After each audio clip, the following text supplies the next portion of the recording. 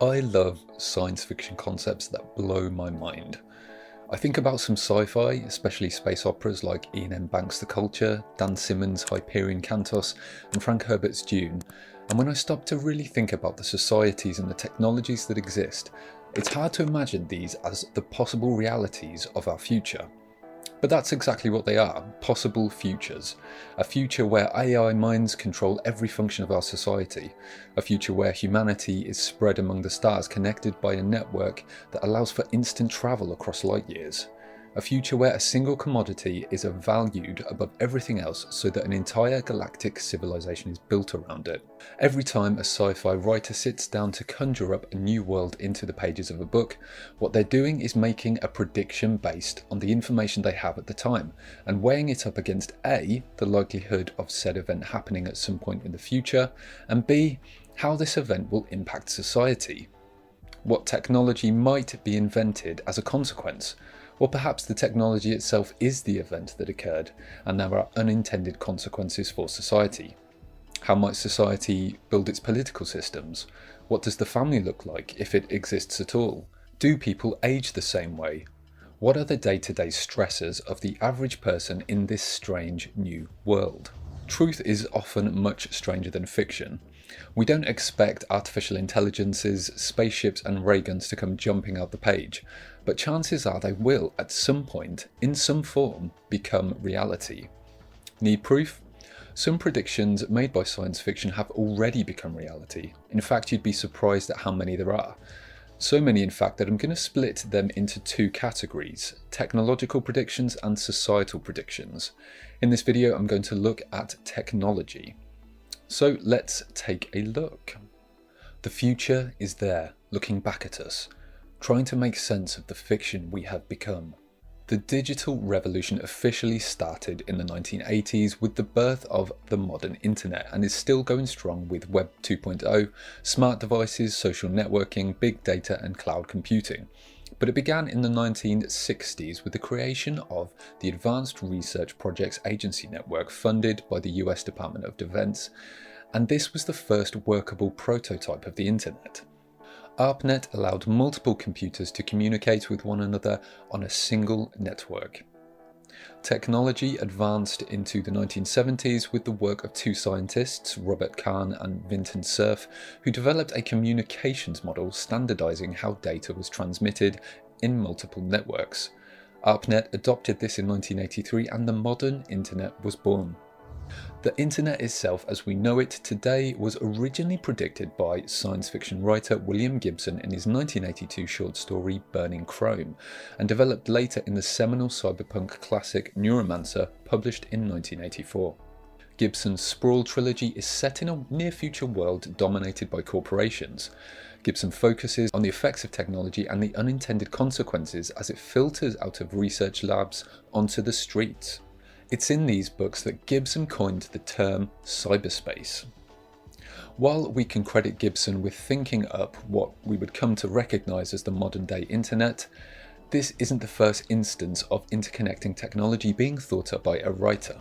In 1898, Mark Twain, yes, the same Mark Twain that wrote The Adventures of Huckleberry Finn, essentially envisioned what would become the internet in a story titled From the London Times of 1904.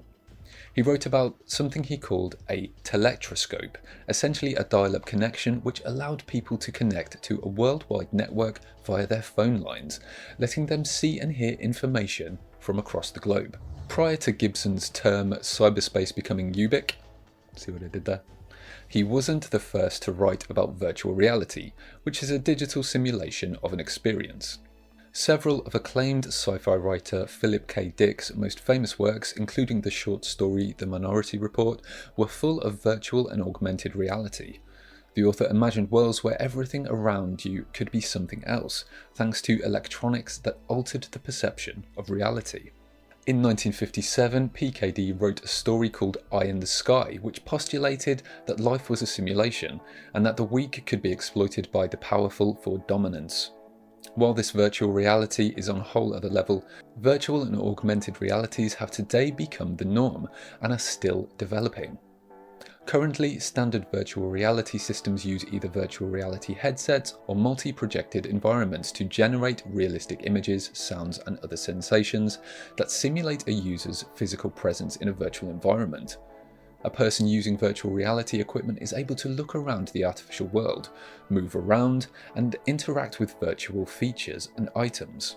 When Facebook changed its name to Meta in 2021, it was quickly pointed out that Neil Stephenson coined the word metaverse in his 1992 cyberpunk novel Snow Crash, which is set in a dystopian future where life is so bleak that people prefer to escape into virtual reality. The metaverse is a hypothetical iteration of the internet as a single, universal and immersive virtual world that is facilitated by use of virtual reality and augmented reality using a network of 3D virtual worlds. Facebook became Meta platforms to, quote, reflect its focus on building the metaverse.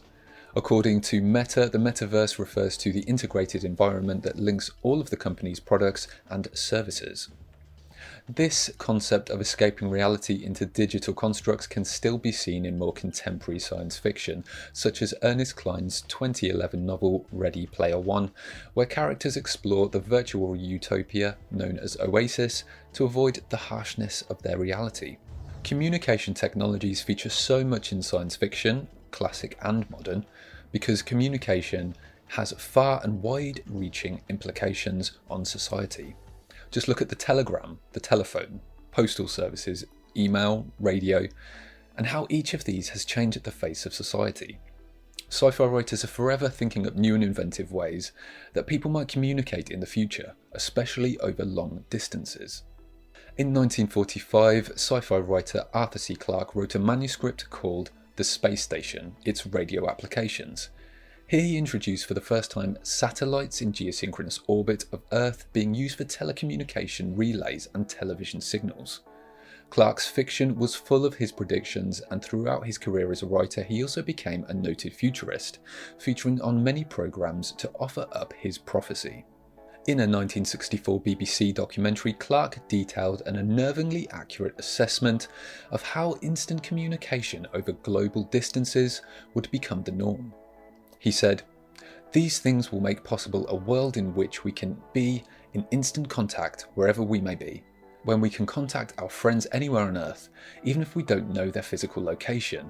It will be possible in that age, possibly 50 years from now, for a man to conduct his business from Tahiti or Bali just as well as he could from London." Hi everyone across the world. In his book 2001: A Space Odyssey, published in 1968, and consequently also the film, which were written and produced in tandem, Clarke predicted video calling, something that FaceTime, Zoom and Skype have made a part of our everyday work and social connections. However, this wasn't the first time video communication devices had been predicted in science fiction. Ralph 124C41+, yes that is the title, by Hugo Gernsback, is an early sci-fi novel written as a 12-part serial in Modern Electronics magazine beginning in 1911. In the story he describes the technological wonders of the modern world and feature a device called the telephot that allows people to have eye contact while speaking across long distances. As well as the video phone, this little-known novel made a host of technological predictions, including the vending machine, the jukebox, satellites, spaceflight, the tape recorder, artificial cloth, TV, sound movies and synthetic milk and foods. It also contains the first accurate description of radar complete with diagram, according to Arthur C. Clarke.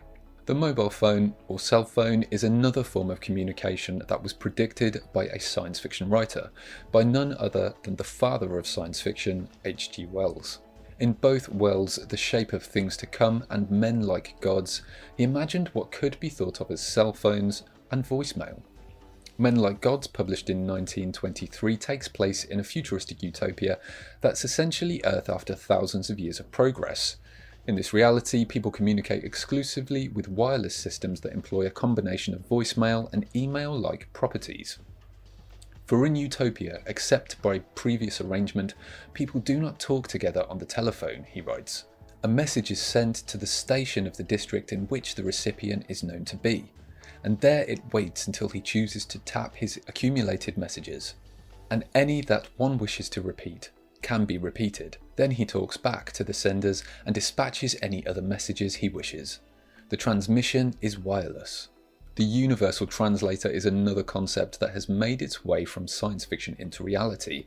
In The Hitchhiker's Guide to the Galaxy, created in 1978, Douglas Adams thought up the Babel fish, a universal translator in the form of a small fish that you stick in your ear.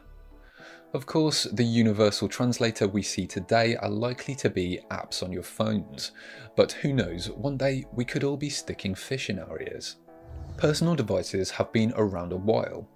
You could argue the wind-up pocket watch was one of the first.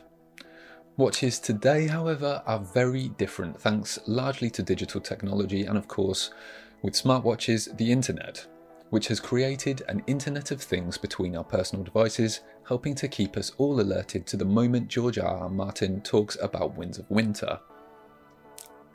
Just me.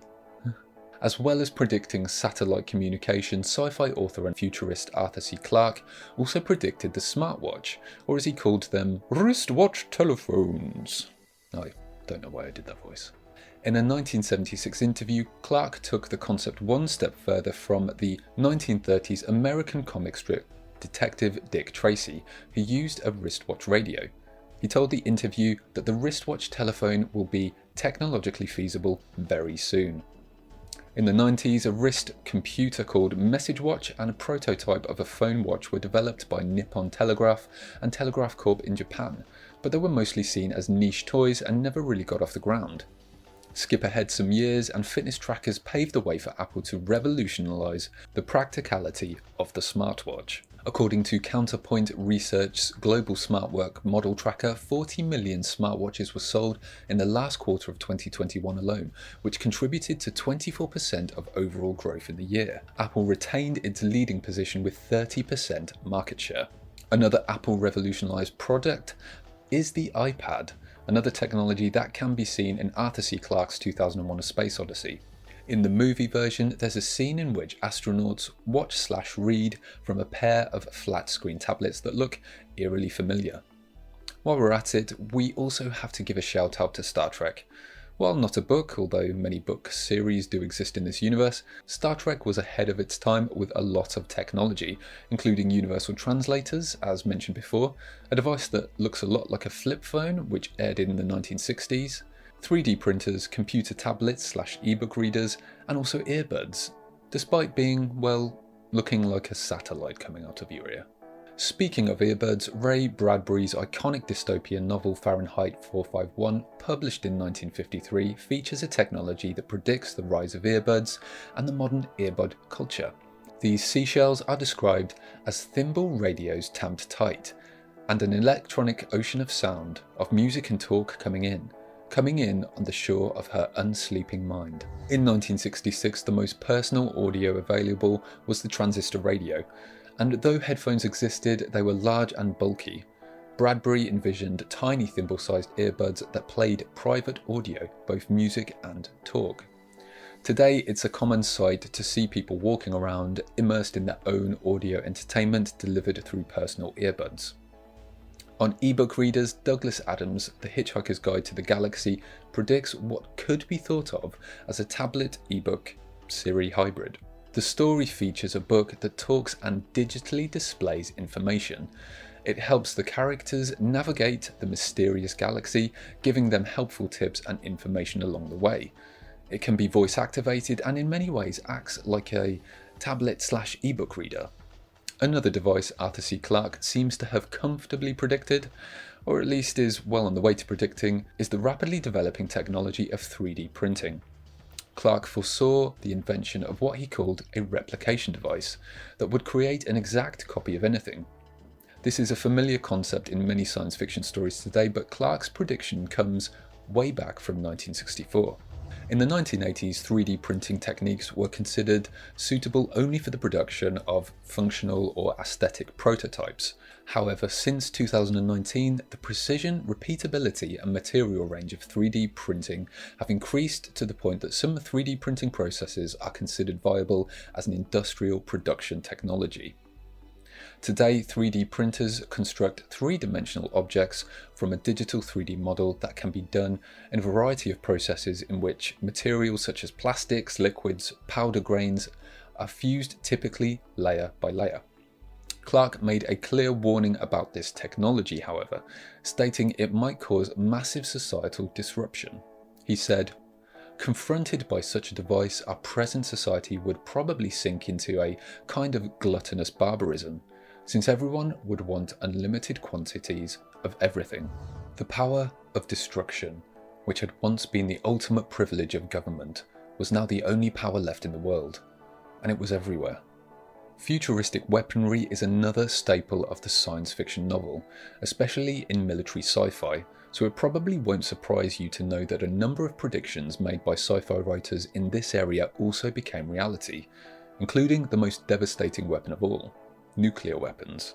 The concept itself can be traced back to a 1914 novel by none other than H.G. Wells, where he predicted the atom bomb, a term he coined in his novel The World Set Free, in which he warned of the devastation this weapon would cause 30 years before it was used in Hiroshima and Nagasaki.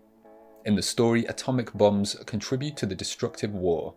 The survivors go on to create a global government to preserve unity and prevent future devastation. Wells's atomic bombs, however, were significantly different from those used during World War II.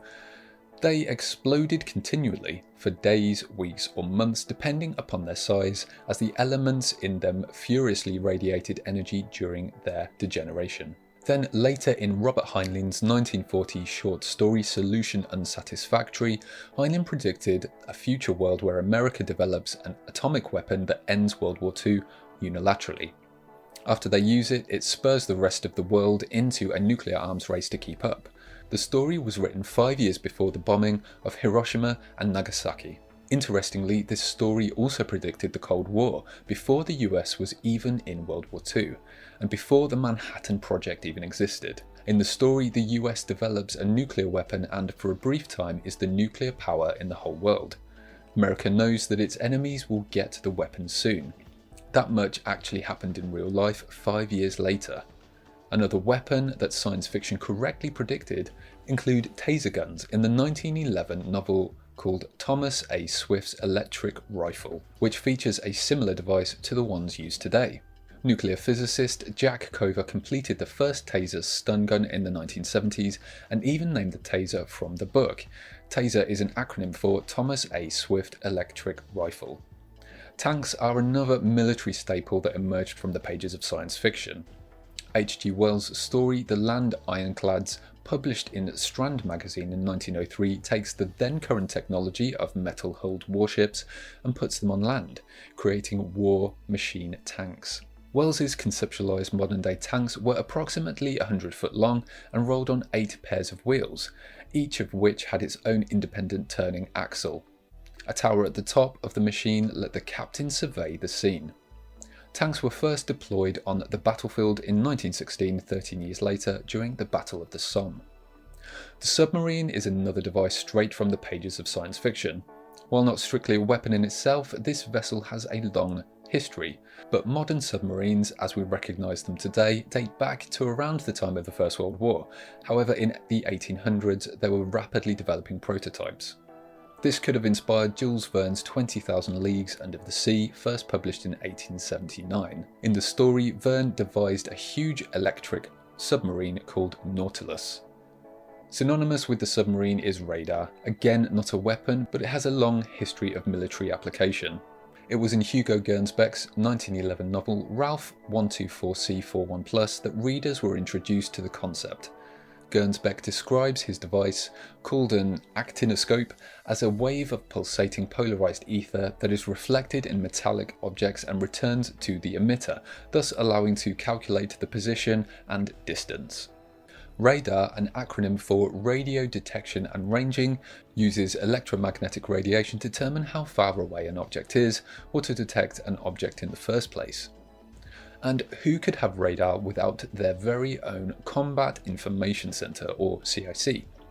Yes, the CIC was another concept brought to you by science fiction.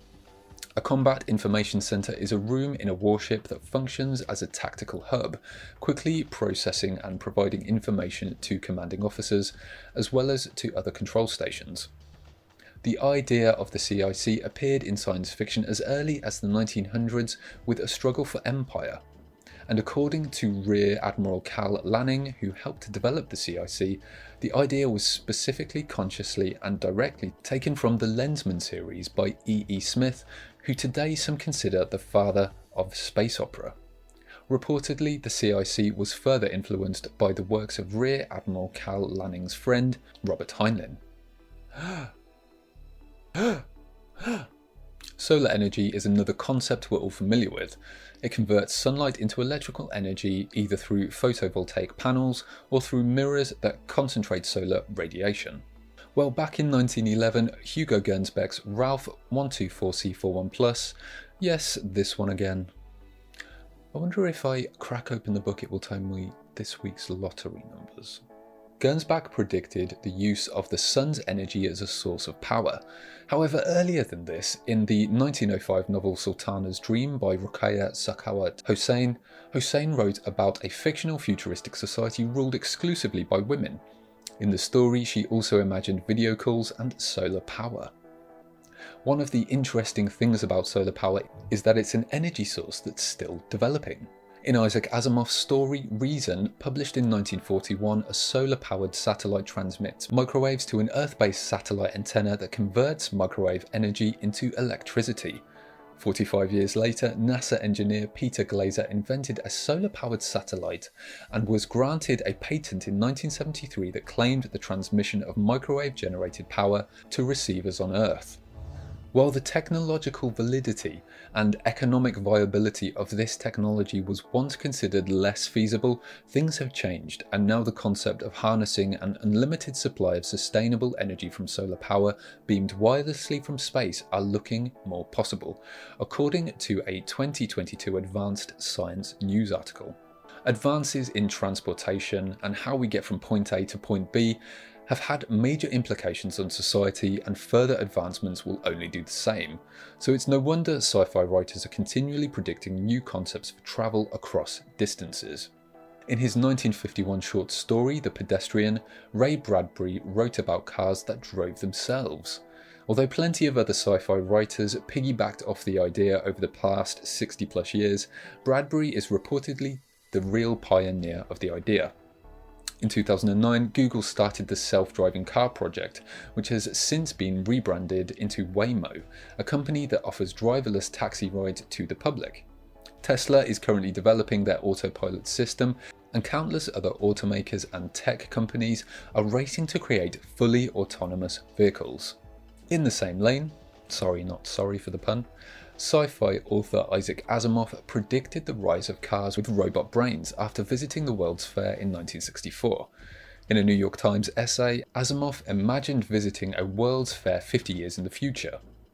He said, "Much effort will be put into the designing of vehicles with robot brains, vehicles that can be set for particular destinations, and that will then proceed there without interference by the slow reflexes of a human driver."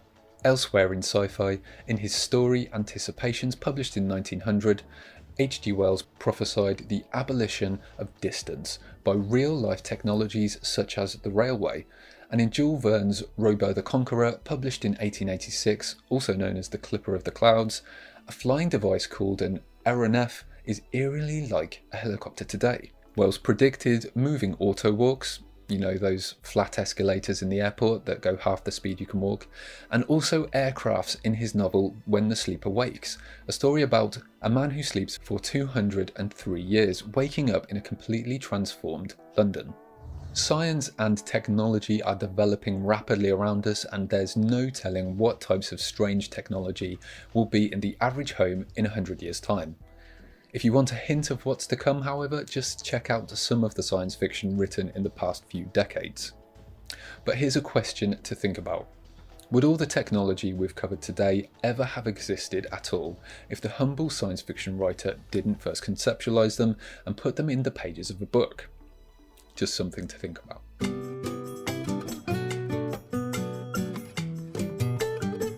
Societal predictions in science fiction can be fascinatingly diverse, and sometimes the dominant focus of the story centres entirely around this social aspect, such as with dystopian and utopian fiction, although I should say these are often less predictions than they are warnings or aspirations. Often changes in society are spurred by technology, and sometimes it's vice versa, where a change in society has prompted a need for technological advancement. We can see this most recently during the COVID-19 pandemic, and how, when the whole world went into lockdown, we turned to technology as a method to keep us connected. You could argue this has driven a digital revolution one step further, with remote and home working being now very much the norm. Whatever the situation, technology and societal change go hand in hand. So let's start this journey with one giant leap. Trying to predict the future is a discouraging and hazardous occupation. The United States Apollo 11 was the first crewed mission to land on the moon in 1969. There were 6 crewed US landings between 69 and 72 and numerous uncrewed landings. It was certainly one giant leap for mankind and was a scientific and engineering feat, the likes of which we arguably haven't seen since. Science fiction novel by Jules Verne, From the Earth to the Moon, published in 1865, astoundingly predicted many aspects of the 69 manned lunar landing of Apollo 11. Verne's astronauts were launched from a Florida site in an aluminium capsule, and in the book he even gave accurate calculations as to the amount of force that would be needed to propel the rocket out of Earth's atmosphere. The 3 men in Verne's novel, however, never actually stepped foot on the moon. NASA has acknowledged other similarities between Apollo 11 and Verne's novel as well. For example, the space agency said the shape and size of Verne's fictional vessel closely resembled the Apollo spacecraft. This hasn't been the only space-related prediction made by writers. In fact, in Jonathan Swift's 1926 satire Gulliver's Travels, he wrote that the Laputans found 2 moons with relatively short orbital periods around Mars, 150 years before 2 such moons were discovered. It wasn't just the existence of the moons that Swift got right. According to the Journal of History of Ideas, the moons, quote, strange behaviour agreed very closely with Swift's description. The moons, named Phobos and Deimos, are odd because we don't know where the moons came from. They look like asteroids foreign to the red planet, but behave like byproducts of Mars' early impact-laden history. Several craters on Mars' moons Phobos are now named after Swift's characters. In the first part of this Futurism in Sci-Fi series, we looked at how British science fiction author and futurist Arthur C. Clarke predicted satellites in geosynchronous orbit of Earth being used for telecommunication relays and for television signals. Not only was this accurate, but it also led to the term Clarke orbit being used for when an orbiting object is stationary over a point on the equator of a rotating object. This wasn't the only accurate prediction Clarke made for humanity's adventures into space. In his novel 2001: A Space Odyssey, he correctly predicted the gravity assist maneuver, with the Discovery spaceship using Jupiter's gravity to speed itself up on the way to Saturn. This idea of using planets to assist in slinging a spacecraft was actually used by many NASA probes, including the Mariner 10 and Voyager probes. We're aware of the scale of the planet, so we don't accept that our own circumscribed horizons constitute reality. Much more real is what is relayed to us by the TV. It's the culture of people's daily lives that can often seem most alien when it comes to societies in science fiction.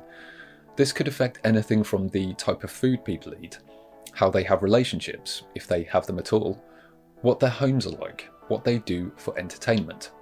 Imagine the horror of the Victorians facing concepts like Tinder. Actually, that would be pretty funny. Sci-fi novel by Jules Verne, Paris in the 20th Century, written in 1860, but first published in 1994, follows a young man who struggles unsuccessfully to live in a technologically advanced world he considers culturally backwards. Sorry, I'm thinking about what Victorians would be like on Tinder. Oh, is that an ankle? I'm sorry. The story paints a dystopian view of a technological future civilization. However, many of Verne's predictions were pretty accurate. Ironically, Verne's publisher would not release the book because he thought it would be too unbelievable. Verne's portrait of 1960s Paris features gasoline-powered cars, weapons of mass destruction, electronic music, the electric chair, climate change caused displacement, and quote, cynical, hardened, career-minded, and distinctly masculine women in their dress and manner. Another book considered ahead of its time with its predictions, specifically regarding societal violence and what some might call hookup culture, is John Brunner's Stand on Zanzibar. Published in 1969, this story, set in 2010, reveals a world where America is plagued by random acts of violence, such as school shootings and terrorist attacks. In the story, cars are powered by rechargeable electric fuel cells, and men and women shun marriage for short-term, low-commitment hookups. In the story, shooting sprees are a regular occurrence, especially in American high schools, before the perpetrator turns the gun on themselves. Terrorism has also become a major concern in the US, with several terrorist attacks having been carried out on American buildings. In Brunner's novel, the US also contends with overpopulation and widening social divides. It predicts the decriminalization of marijuana, the euro currency, the decline of popularity in tobacco, global news channels, Viagra, and the legalization of same-sex marriage. English novelist J.G. Ballard, author of such works as Empire of the Sun, High Rise, and The Drowned World, wrote an essay in 1977 that turned out to be surprisingly prophetic, especially with regard to social networks. He wrote, "Each of our actions during the day, throughout the entire spectrum of everyday life, will be instantly recorded on video. At night we will sit down to see the images selected by a trained computer to choose just our best profiles, our most intelligent dialogues, our most affectionate expressions captured through the friendliest filters, and then we will gather all this to have an improved reconstruction of our day." What he's saying here is very close to what we might call social media's power of illusion, when representing reality as it actually is, rather than the perfect version presented to us. Then in a 1987 interview, Ballard also spoke about what seems to be prophecy with regard to reality TV and the rise of social media influencers. He said, "Every home will be transformed into its own TV studio. We'll all be simultaneously actor, director and screenwriter in our own soap opera. People will start screening themselves. They will become their own TV programs." This theme of streams of interconnected information can also be seen in the 2002 novel Feeds by M.T. Anderson. In this young adult dystopian novel, people access information through connections implanted directly into their brains. While our technology hasn't quite progressed that far, Anderson's future posited that these feeds would give people constant access to information and the ability to stay connected, at the price of being constantly bombarded by advertising tailored to their preferences by data mining corporations. Facebook and Twitter haven't directly implanted themselves into our brains yet, but smartphone addiction is apparently now a thing. According to King's College London researchers, more than 1 in 3 young adults report symptoms of smartphone addiction. However, the supposed condition is not recognised by any global health body.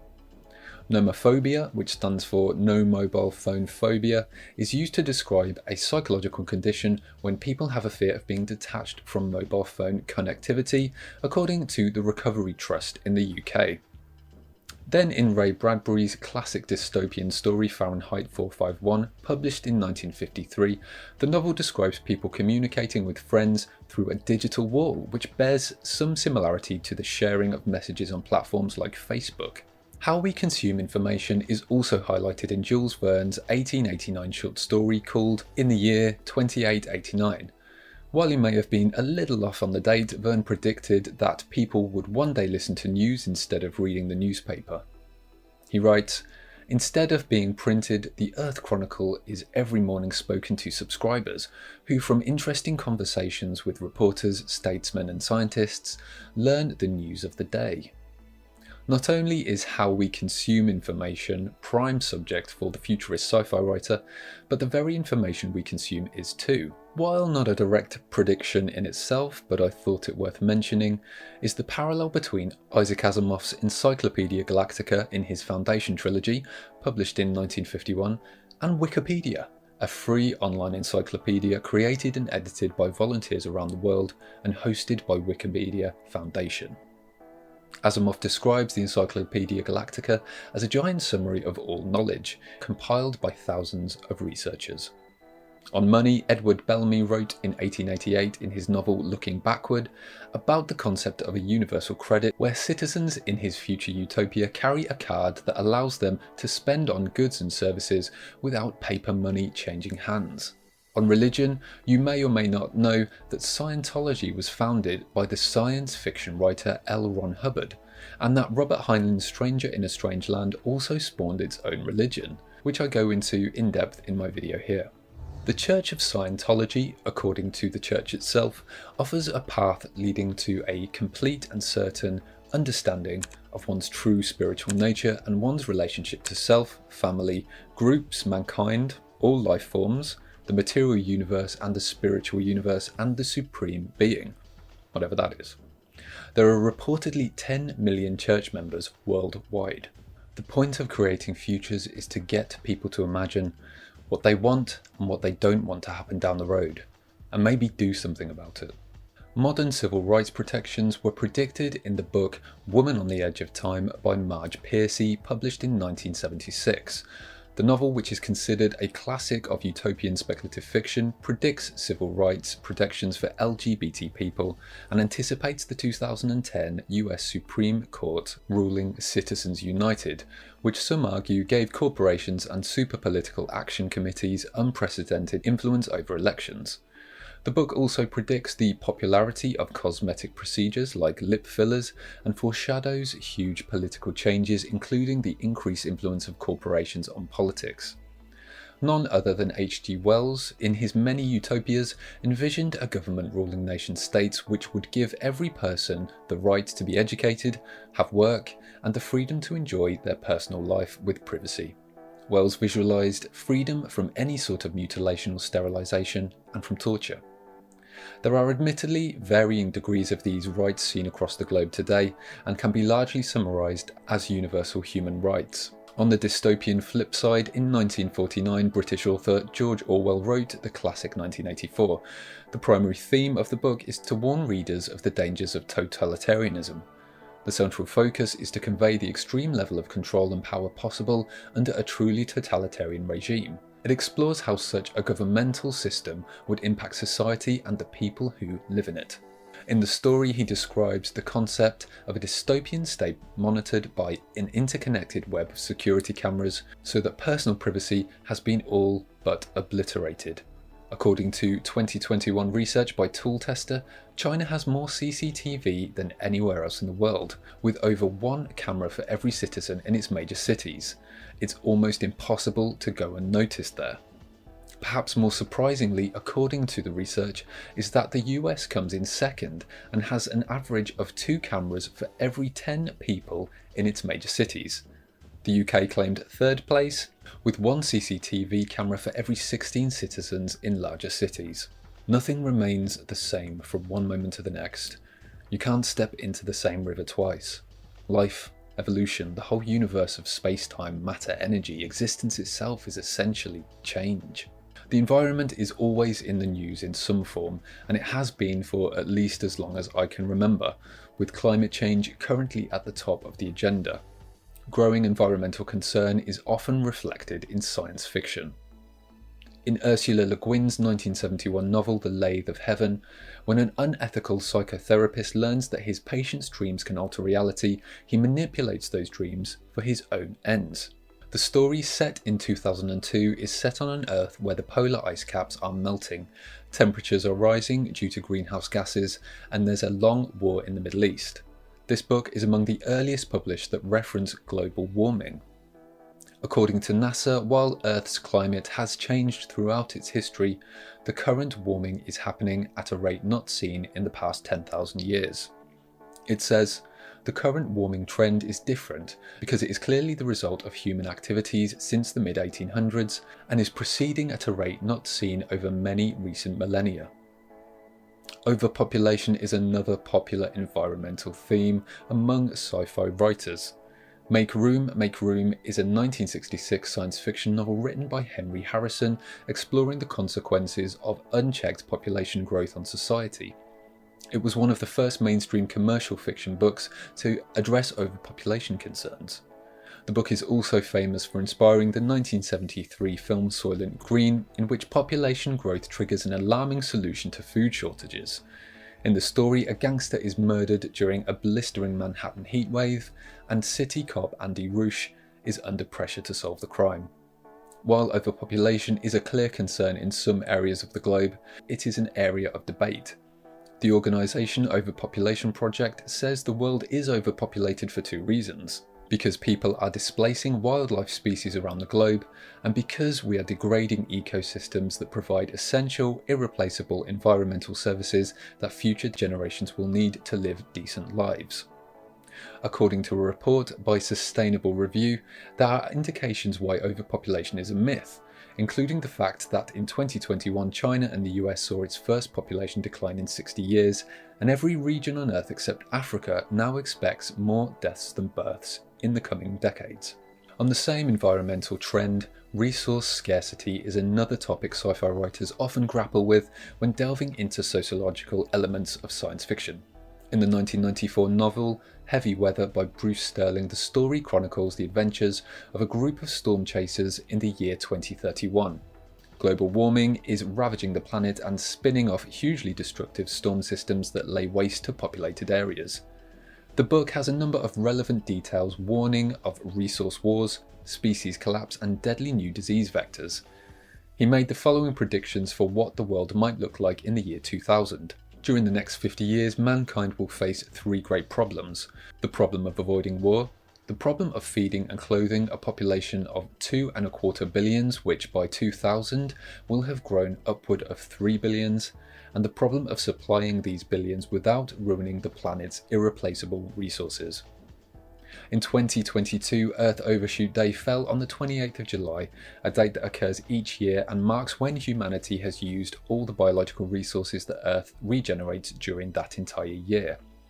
Earth Overshoot Day is computed by dividing the amount of ecological resources Earth is able to generate that year by humanity's demand for that year and multiplying it by 365, the number of days in a year.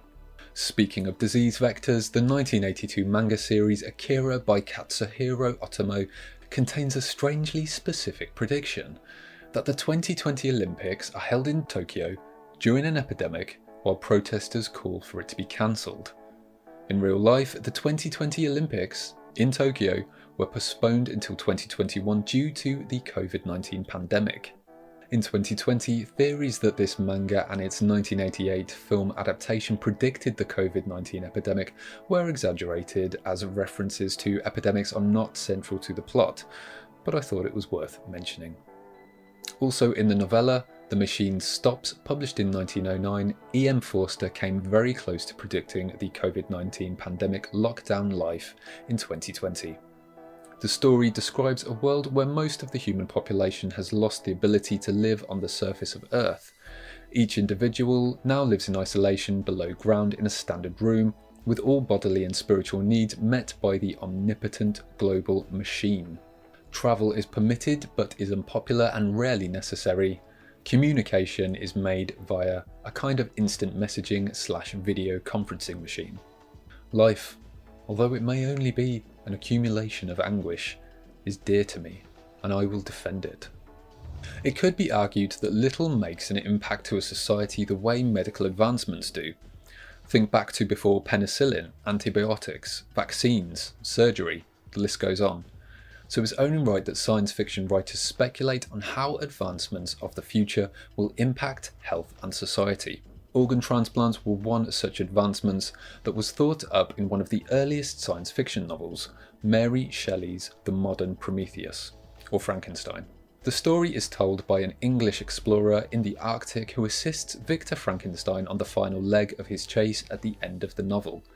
Frankenstein is a talented young medical student who strikes upon the secret of conquering death. In Shelley's world, she thought up a science that could reverse death with the help of organ transplants. Dr. Frankenstein reanimates dead tissue with electricity after sewing it together. And while that may be quite far out, even for modern medical practices, the foresight did imagine organ transplants more than 100 years before they ever happened. In 1954, the kidney was the first human organ to be transplanted successfully. Liver, heart and pancreas transplants were successfully performed by the late 1960s, while lung and intestinal organ transplants procedures began in the 1980s. Martin Caidin's 1972 novel Cyborg predicted the first bionic limb. The novel follows former astronaut turned pilot Steve Austin, who crashes during a flight, leaving him with only one limb and blind in one eye. A team of scientists gives Austin new legs, removable eye with a camera, and a bionic arm, which makes him a cyborg, or a mixture of man and machine. The book prophesied the first bionic leg transplant by 41 years. In 1942, sci-fi giant Robert Heinlein published a short story entitled Waldo. It chronicles the journey of a mechanical genius who overcomes his skeletal muscle disease by inventing a device called Waldo F. Jones' synchronous reduplicating pantograph. It lets him control a much larger remote mechanical arm simply by moving his hand and fingers. In recognition of Heinlein's idea, real-life remote manipulators have become popularly known as Waldos.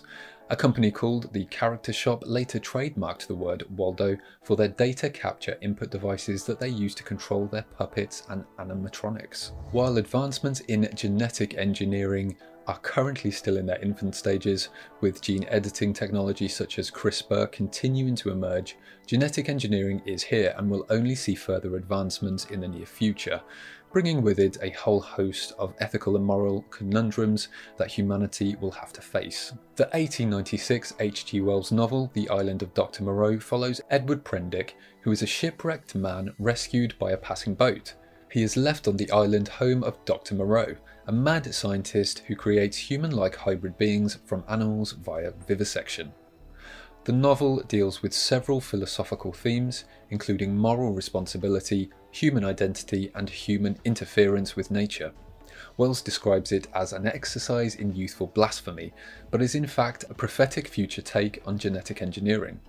Another writer of classic science fiction, Aldous Huxley, thought up a society where the inhabitants were all hooked on a euphoria-inducing drug called soma, which today could be compared to antidepressants, painkillers, and tranquilizers. Huxley foreshadowed the antidepressant in his novel Brave New World, published in 1932. In modern medicine, antidepressants were not considered or studied until 1950. In the book, soma raises an impenetrable wall between the real world and the mind of its users. Today, according to the Pharmaceutical Journal, the number of antidepressants prescribed in England over the past 6 years has increased by almost 35%, and in the US 1 in 8 Americans are on them right now, according to bigthink.com. The study notes this doesn't include the large number of tranquilizers, anti-anxiety medications, or those who self-medicate with alcohol or legal marijuana. The UK's Royal College of Psychiatrists said there are complex reasons why prescriptions for antidepressants are rising, which include progress on diagnosis and support for people with depression, changes in dosages, and the range of conditions they are prescribed for. Huxley's dystopia is especially terrifying in that the enslaved population absolutely loves their slavery, and through eugenics are born into a rigid caste system.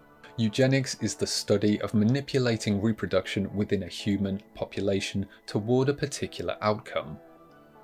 Today, prenatal screening has created the ability for many parents to decide if they wish to carry a disabled fetus to term or not.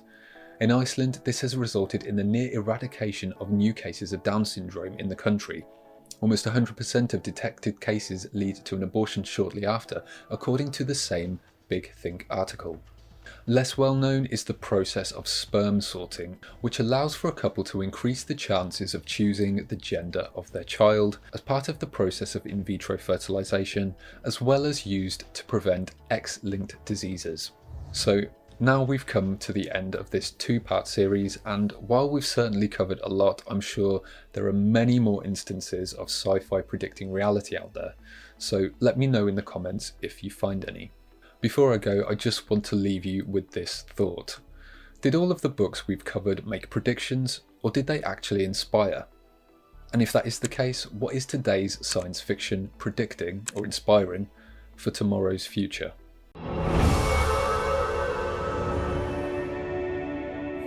Thanks so much for watching.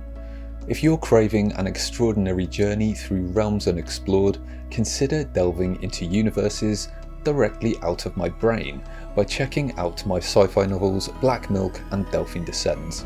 You can find more details in the description. Thanks for your support.